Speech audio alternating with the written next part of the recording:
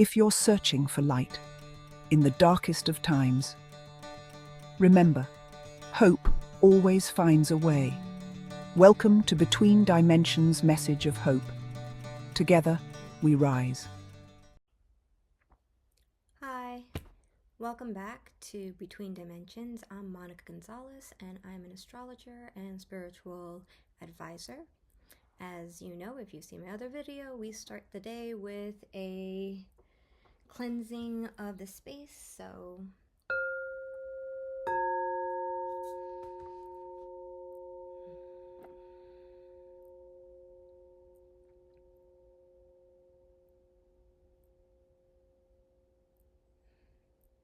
I really do love that. I really do. I hope you guys like that because I really love it. I think it's awesome.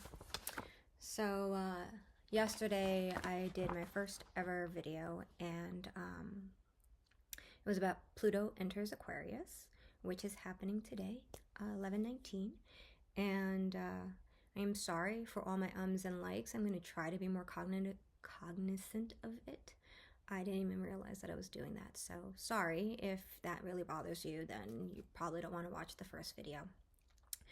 In that video, I said that I was going to do my second video on the aspects of Pluto entering Aquarius. So where it's at in the sky in relation to the other celestial bodies for today at 3:40 p.m. when it enters Aquarius. And, I was going to talk about the fact that Pluto is ruled by Scorpio, and the detriment, exaltation, and fall signs that are associated with that. So I was going to talk about all of that, but I decided not to.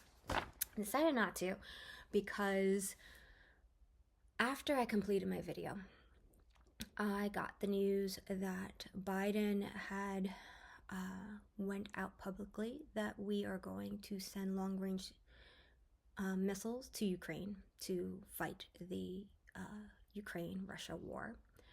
And Putin decided to respond to that, saying that he's going to use nuclear weapons against NATO. And that is a pretty scary thing. And I was like, wow, okay. Right after I do my first video about Pluto entering Aquarius, here we go. This is like the first thing that happens.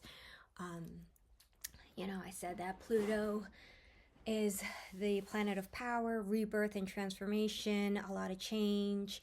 I forgot to mention that Aquarius is ruled by Uranus, which is also a planet of change. I did say that Pluto can be very destructive, and here we go, because nuclear weapons, what can really be more destructive than that, right? And my first instinct, of course, was like, don't be afraid. Don't be afraid. Can't be afraid. Can't allow this to push you into fear, because when you're pushed into fear, that's it. That's the end of it. Fear attracts fear. Like attracts light. So if you allow fear in, you're going to attract everything that scares you. So I really try to abide by grounding myself into my faith in a higher power. And I don't want to get too religious. I love all religions, from Hinduism, Buddhism, Taoism, all forms of Christianity, Judaism, Islam. I love them all. I think they're all great. I think there's some things that people got wrong in it, because obviously most religions created by man. So even if the tenets and the fundamentals of that religion are steeped with divine wisdom, man usually goes in and fucks shit up. So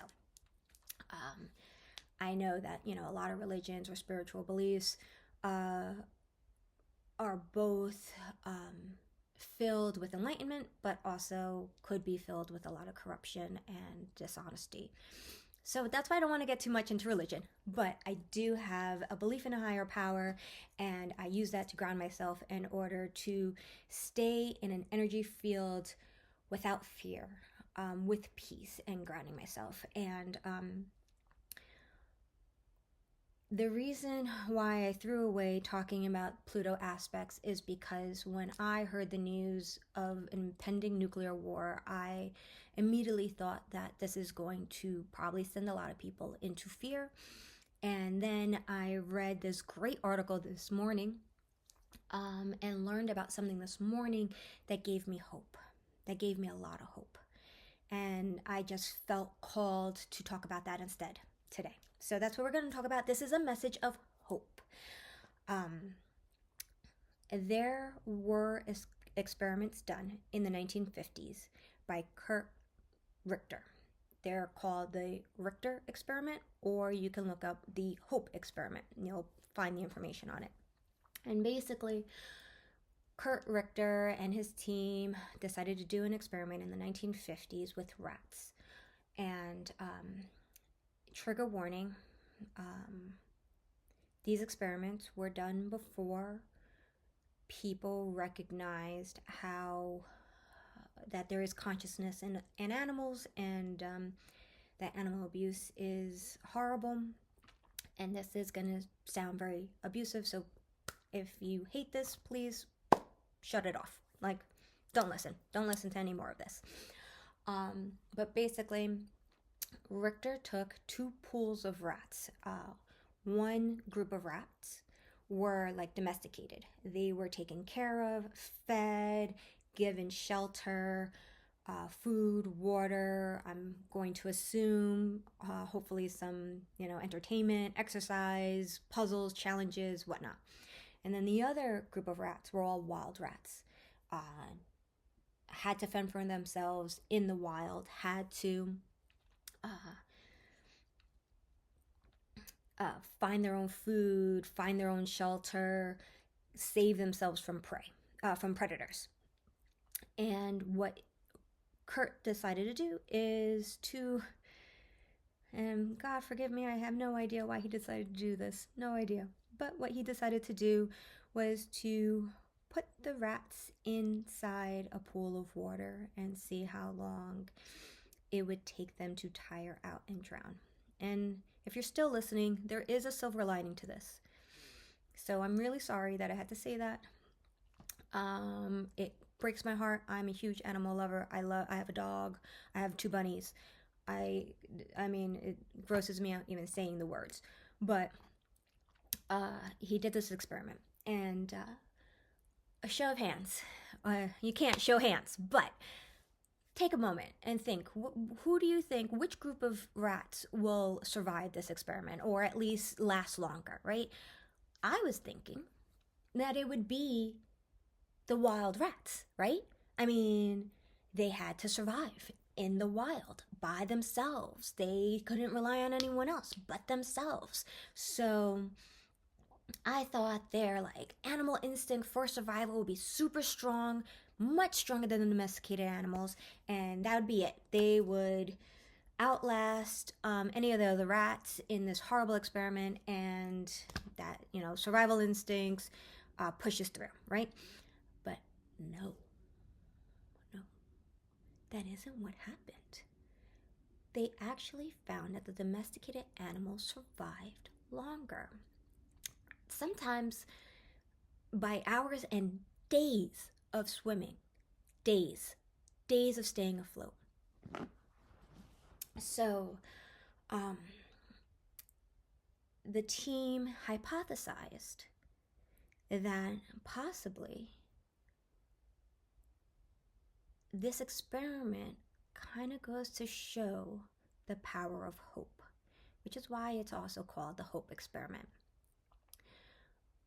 The domesticated animals, never having to fend for themselves, always had the subconscious understanding that they're safe, that they're okay, that they're rooted in safety, that, they never had to fear anything. They were always going to get fed. They were always going to have water and shelter, and so they didn't have to fear. And they had hope. While the wild rats never had that, and so they ended up giving up sooner. And to further that hypothesis, the team decided, let's see what happens if we take one of the wild rats out of the water and, feed it, shelter it for a little bit, and then put it back in the water. What will happen? And to their surprise, they found that that rat that they rescued, that they saved, when put back in the water, ended up performing just the same as a domesticated rats, where there was hope. It seems like hope was driving them to continuously swim, believing that there was going to be a savior, knowing that they had always been safe. Now, granted, you can argue they probably still died anyway, right? And that's a shitty thing. But to me, what really resonated with this story was the idea of hope and hope in a savior. And that, I think, is what's going to get me, my family, and hopefully the rest of us through this Pluto in Aquarius couple of decades, 20 years. It's hope. It's knowing that in ourselves we are strong, we are safe, we are secure, and we can overcome adversity through our sheer will. Don't be a wild rat and just give up. Be certain that we are going to get through the next 20 years, and we're going to get through it together, because no one can do it alone. Community is super important. We need to have each other's backs. This is, again, I said this in my first video, I'm saying this now. I am looking for community. I am saying hello. I am here. This is the beacon. And I hope that there's other people out there like me, just trying to understand everything that's going on in this crazy world that we're living in right now. So, sorry for the Basically, this is a message of hope. Keep strong. Keep in your faith, whatever that is. Know that I'm here for you. Your family's here for you. Your community is here for you. We're all here for each other. Doesn't matter what political side of the aisle you're on. It doesn't matter, if you haven't spoken to each other in decades. At the end of it, none of this shit matters. All that matters is that we have each other and that we're together, and that we're gonna get through all this craziness, because this is just the beginning. It's gonna get crazier, or at least that's what I've heard through the grapevine, through the spiritual network grapevine, which is a very interesting grapevine to maneuver, because, like I said in my last video, could be anything and everything from first contact with aliens, whether they're extraterrestrial or interdimensional, who knows. There is also thoughts that there's going to be a large solar flash and all of human consciousness is going to get blasted off into 5D consciousness, and who knows what that looks like, because I don't really know. People claim that there's going to be an age of accountability, so all the people out there doing bad things are going to be held accountable finally for all the bad things they're doing. And supposedly some of those bad things are like really bad. Like some of the things I've heard, I'm just like, shit, if that's true, that's really bad, like really scary bad, like evil bad, so let this be your message of hope. I'm here, you're here, we're here in this together. Pluto's entering Aquarius, yay. hopefully come back for my next video, which is all about, it will either be Pluto aspects, or I might go into another direction and talk about AI and technology, because Uranus is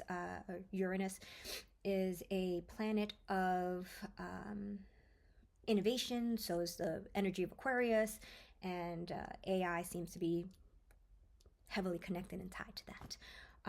Then we're also going to talk about what happens after the age of Aquarius when Pluto enters Pisces, and that's going to be really interesting. So please stay tuned. Hopefully, if you like this video, like and subscribe. If you're on YouTube, it's also on TikTok. And if you want to reach out to me to talk about anything, you can find me on Facebook, TikTok, betweendimensions111@gmail.com for my email. And this video is for entertainment purposes only. If you think I'm crazy, great. Please don't sue me for anything I say. Yay! Thank you. Bye.